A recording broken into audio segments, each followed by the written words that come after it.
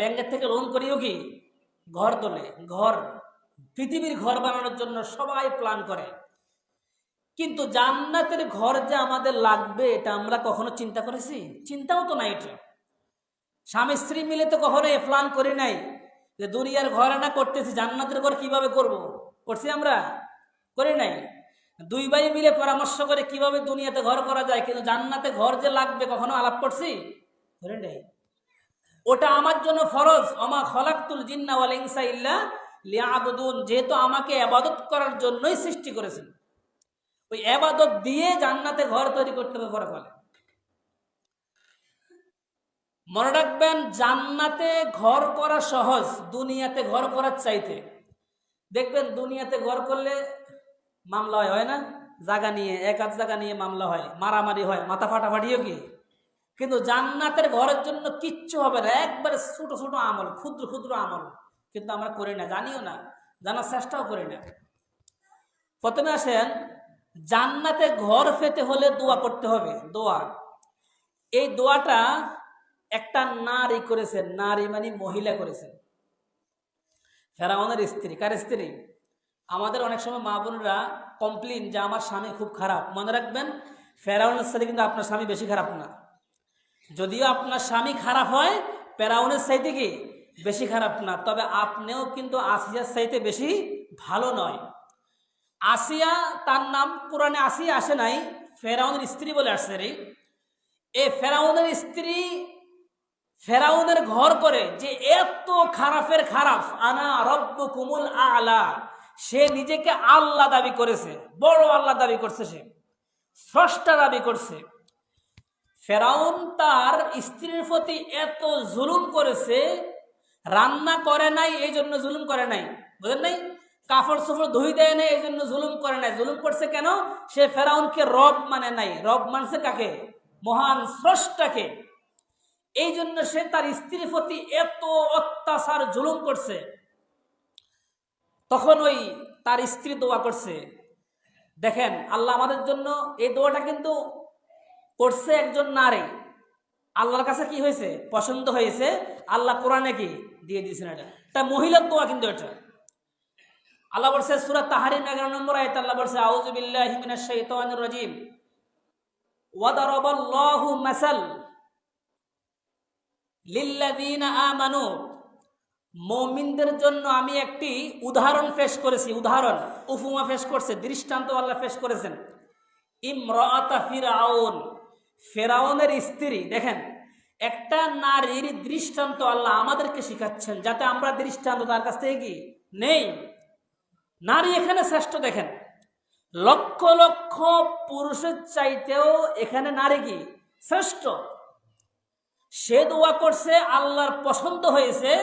আল্লাহ আমাদেরকে শিখিয়ে দিয়েছেন যে তার মতো তোমরাও কি করো। ওয়াদারাবাল্লাহু মাসালাল লিল্লাযিনা আমানু, আল্লাহ দৃষ্টান্ত পেশ করেছেন সমস্ত মুমিনদের জন্য। ইমরাআতা ফিরআউন, ফেরাউনের স্ত্রী।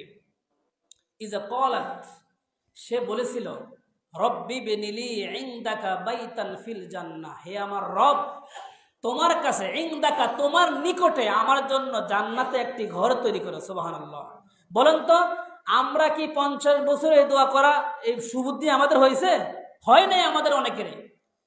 এই 40 বছর কি এই সুবুদ্ধি আমাদের মাথায় আসছে যে আল্লাহ জান্নাতে একটি ঘর বানাও? পৃথিবীতে তো অশান্তিতে আছি, একটা ঘর হয় নাই, বাড়ি হয় নাই, ভালো চাকরি হয় নাই, এই সুবুদ্ধি হয় নাই।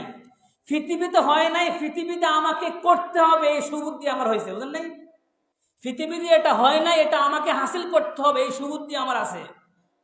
কিন্তু ফেরাউনের স্ত্রী, তার উপরে যখন অত্যাচার বেড়ে গেল ফেরাউনের পক্ষ থেকে, তখন সে আল্লাহকে বলল যে আল্লাহ, তোমার নিকট আমার জন্য একটি ঘর তৈরি করো। ওয়ানাজ্জিনি মিন ফিরআউন ওয়া আমালি, আমাকে ফেরাউনের এই অত্যাচার থেকে আমাকে রক্ষা করো।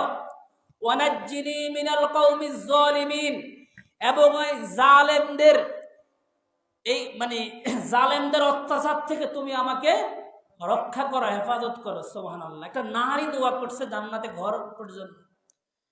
আপনি এই সমাজের নারী খুঁজেন, 1 লক্ষ নারী খুঁজেন, কেউ এই দোয়া হয়তো করে নাই।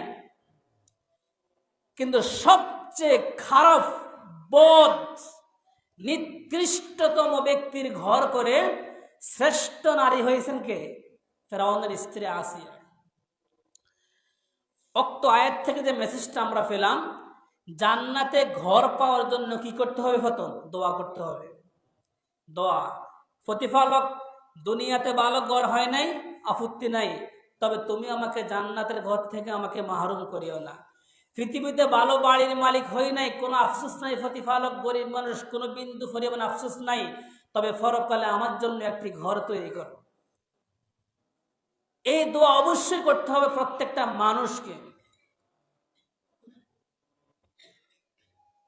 এখন আসেন জান্নাতের আমল, কি কি আমল করলে জান্নাতে আমরা ঘর পাবো? 1 নম্বর আমল হচ্ছে মসজিদ তৈরি করা। মসজিদ তৈরি করা। দলিল সহিহ বুখারী হাদিস নম্বর 445। রাসূলুল্লাহ সাল্লাল্লাহু আলাইহি ওয়াসাল্লাম বলেছেন, মান বানা মসজিদান, যেই ব্যক্তি কোনো মসজিদ তৈরি করবে, ইয়াবতাগি বিহি ওয়াজহাল্লাহ, এখানে শর্ত আছে আল্লাহর জন্য। কার জন্য? দুনিয়াবি কোনো খ্যাতি, মানুষকে দেখানোর জন্য মসজিদ করা যাবে না। আজকে তো মসজিদে অহংকার, আমাদের মসজিদ বেশি সুন্দর, আমাদের টাইলস বিদেশি পাথর, বুঝেন নাই? এই গ্রামে কারো এরকম সুন্দর নাই আমগো মতো না, এ বলা যাবে না। ইয়াবতাগি বিহি ওয়াজহাল্লাহ, খেজুর গাছ দিয়ে করলে আল্লাহ সন্তুষ্টির জন্য, টাইলস দিয়ে করলেও কি আল্লাহ সন্তুষ্টির জন্য, অহংকারের জন্য নয়। যেই ব্যক্তি মসজিদ তৈরি করবে আল্লাহর সন্তুষ্টির জন্য, বানাল্লাহু লাহু বাইতান ফিল জান্নাহ, আল্লাহ তার জন্য জান্নাতে একটি ঘর তৈরি করবেন। সুবহানাল্লাহ। এখানে মসজিদ একজন করবে এটা নয়, যারা যারা শরীক হবে, যে যা করে তা দিয়ে শরীক হবে, অবশ্যই আল্লাহ নিয়ত অনুপাতে সবার জন্য জান্নাতে আল্লাহ ঘর তৈরি করবেন ইনশাআল্লাহ। আল্লাহ যেন আমাদের সকলকে মসজিদে শরীক হওয়ার তৌফিক দান করেন বলে আমিন। 1 নম্বর আমল। 2 নম্বর আমল, বাজারে গিয়ে একটা দোয়া আছে, ওই দোয়াটা পড়লে জান্নাতে ঘর তৈরি হবে। হাদিস তিরমিজিতে হাদিস নম্বর 3429, রাসূলুল্লাহ সাল্লাল্লাহু আলাইহি ওয়াসাল্লাম বলেছেন, মান কালা ফিস সুকি, যে ব্যক্তি বাজারে গিয়ে বলবে লা ইলাহা ইল্লাল্লাহু ওয়াহদাহু লা শারীকা লাহু লাহুল মুলকু ওয়া লাহুল হামদু ইউহয়ি, বাড়তি অংশ আছে এখানে, ইউহয়ি ওয়া ইউমিত ওয়া হুয়া হাইয়ুন লা ইয়ামুতু বিয়াদিহিল খায়রু ওয়া হুয়া আলা কুল্লি শাইইন কাদির। লা ইলাহা ইল্লাল্লাহ, আল্লাহ ব্যতীত সত্যিকার কোনো উপাস্য ইলাহা নেই, ওয়াহদাহু, তিনি একক, লা শারীকা লাহু, তার কোনো শরীক নেই, লাহুল মুলক, রাজত্বকার আল্লাহ, ওয়া লাহুল হামদু, প্রশংসাও কি তার, ইউহয়ি, তিনি জীবিত করেন, ওয়া ইউমিত, তিনি কি মৃত্যু দেন, ওয়া হুয়া হাইয়ুন, তিনি চিরঞ্জীবী।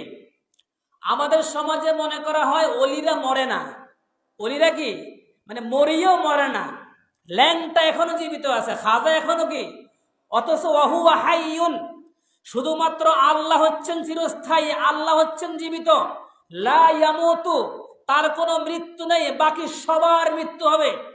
কুল্লু নাফসিন যায়িকাতুল মাউত, যার মধ্যে নফস আছে তার মৃত্যু হবে। যদি ল্যাংটার মধ্যে নফস থাকে তারও কি হয়েছে? মৃত্যু হয়েছে। যদি খাজার মধ্যে আত্মা নফস থাকে তারও কি হয়েছে? মৃত্যু হয়েছে। তবে পরকালীন ক্ষেত্রে সবাই জীবিত, বুঝেন না? মানে পরকালীন ক্ষেত্রে হিন্দুও জীবিত, ওলিও কি জীবিত। না হলে শাস্তি দিবে কাকে? বুঝেন নাই? বুঝেন নাই? ল্যাংটাও জীবিত, খাজাও জীবিত, হিন্দুও কি, সবাই জীবিত। পরকালীন বিষয়, দুনিয়ার সাথে কোনো সম্পর্ক নাই। এটা পরকালীন ক্ষেত্রে ইহুদি খ্রিস্টান জীবিত। আজকে আমাদের সমাজে অলিরা মরে না, অলিরা মানে জীব, তো মরা মানুষ কিলে মাটি দিছে। অনেকে মনে করে মোহাম্মদ মরে নাই। বলেন তো সাহাবায়ে কেরাম কি তার জীবন্ত রসুলকে মাটি দিয়েছে? ওরা কি এত খারাপ? ওরা রাসূলকে এত ভালোবেসেছে, পৃথিবীতে এরকম উদাহরণ কেউ পেশ করতে পারবে না সাহাবায়ে কেরামদের মতো ভালোবাসা দিয়ে। ওরা রাসূলকে ভালোবাসতে গিয়ে ঘর ত্যাগ করেছে, বাড়ি ত্যাগ করেছে, ব্যবসা বাণিজ্য ত্যাগ করেছে, জীবন ত্যাগ করেছে, যৌবনকে বিলিয়ে দিয়েছে। ওরা রাসূলকে ভালোবাসতে গিয়ে সবকিছু তারা জলাঞ্জলি দিয়েছে, ত্যাগ করেছে। ওরা বুঝি তার ভালোবাসার লোকটাকে জীবন্ত মাটি দিবে? নাউজুবিল্লাহ। বুঝলেন নাই? রসুল মারা গেছে, যার নফস আছে সেও কি মারা যাবেই। তো লা ইয়ামুতু দোয়া পড়লে হবে না, অর্থের প্রতি বিশ্বাস রাখতে হবে যে সব কিছু মরণশীল, একমাত্র কে ছাড়া? লা ইয়ামুতু বিয়াদিহিল খাইর, সমস্ত কল্যাণ কার হাতে? অনেকে মাজারে গেলে ওই ফিসে হাঁটি আসে, দেখেননি? মানে আপনারা বুঝবেন না হয়তো, মানে মাজারে গিয়ে যখন মাজার থেকে চলে আসে, মানে ফিস দিয়ে আসে না, ক্ষতি হবে। ক্ষতির মালিক কে?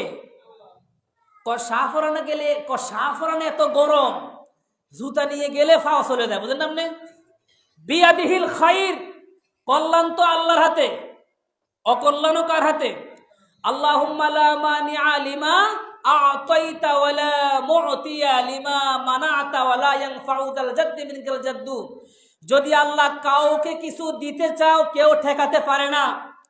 যদি আল্লাহ না দেয়, তাকে আল্লাহ কেউ দিতেও এটা কি পারে না। আল্লাহ যাকে দিবেন সে পাবে, আর আল্লাহ দিতে না চাইলে কেউ দিতে কি? অনেকে দেখবেন কয়েকবার ফাস্টফুড করে বিদেশ যাওয়ার জন্য, যাওয়া হয় না। আছে অনেকে 3বার 4বার করে। অনেকে কোনো মতের ইনফিন্দি করছে, বাস করার সঙ্গে সঙ্গে কি তা আল্লাহ চেয়েছে এর জন্য হয়ে গেছে। অনেকে ব্যবসায়ী কষ্ট করতে আছে কিন্তু কোটিপতি হয় না। অনেকে মানে প্ল্যান করার আগেই কি কোটিপতি। কেন এটা? আল্লাহুম্মা লা মানিআ, আল্লাহ চেয়েছেন এই জন্য হয়েছে, নিজস্ব কোনো দক্ষতা নয়, ক্ষমতা নয়। তো বিয়াদিহিল খায়রাহু আলা কুল্লি শাইইন কাদির। কাতাবাল্লাহু লাহু আলফা আলফি হাসানাতিন, যেই ব্যক্তি বাজারে গিয়ে এই দোয়া পড়বে আল্লাহ তার আমলনামায় 10 লক্ষ নেকি দিবেন। সুবহানাল্লাহ। ওয়া মাহা আনহু আলফা আলফি সাইয়্যাতিন, যেই ব্যক্তি বাজারে গিয়ে এই দোয়া পড়বে আল্লাহ তার মানে 10 লক্ষ গুনাহ ক্ষমা করে দিবেন। সুবহানাল্লাহ। ওয়া বানা লাহু বাইতান ফিল জান্নাহ, 3 নম্বরে যেই ব্যক্তি বাজারে গিয়ে এই দোয়া পড়বে আল্লাহ তার জন্য জান্নাতে একটি ঘর তৈরি করবেন। সুবহানাল্লাহ। এটা হচ্ছে আমার বিষয়। অনেকে তো আমরা বাজারে যাই না।